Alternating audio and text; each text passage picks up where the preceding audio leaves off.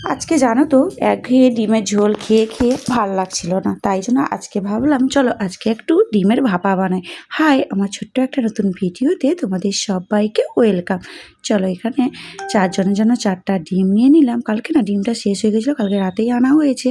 চলো এভাবে জলটা দিয়ে সামান্য নুন দিয়ে ডিমটাকে সেদ্ধ বসাবো। আর এই ডিম সেদ্ধর সময় যদি অল্প নুন দেওয়া হয় তাহলে ডিমের খোসাগুলো খুব ভালোভাবে কিন্তু ছাড়ানো যায়।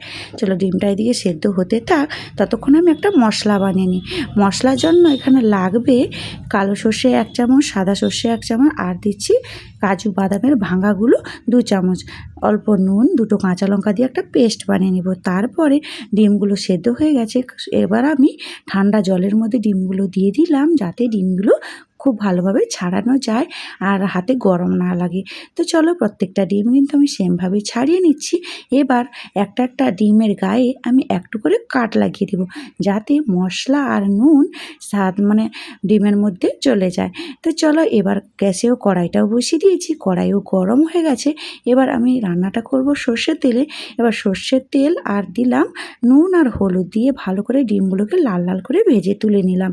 এবার চলো একটা পাত্রে নিলাম দই, টক দই হাফ বাটির মতো, আর দিয়েছি ওই যে মশলাটা করেছিলাম ওই পেস্টটা, স্বাদ মতন হলুদ গুঁড়ো, নুন, লঙ্কার গুঁড়ো দিয়ে এবার ভালো করে মিশিয়ে নিচ্ছি। মিশানো হয়ে গেছে ভালোভাবে। এবার চলো এটার মধ্যে ডিমগুলো দিয়ে দিই। ডিমগুলো দিয়ে এবার আমি এর মধ্যে দিয়ে দেব, ভালো করে মিশিয়ে নেব।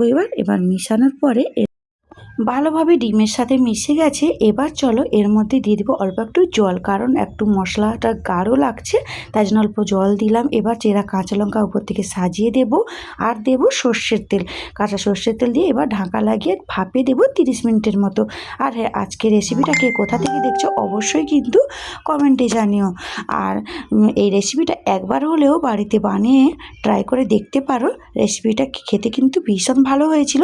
চলো আমি গরম ভাতের সাথে সার্ভ করছি, আর সাথে নিয়েছিলাম আলু মাখা, জাস্ট জমে যাবে।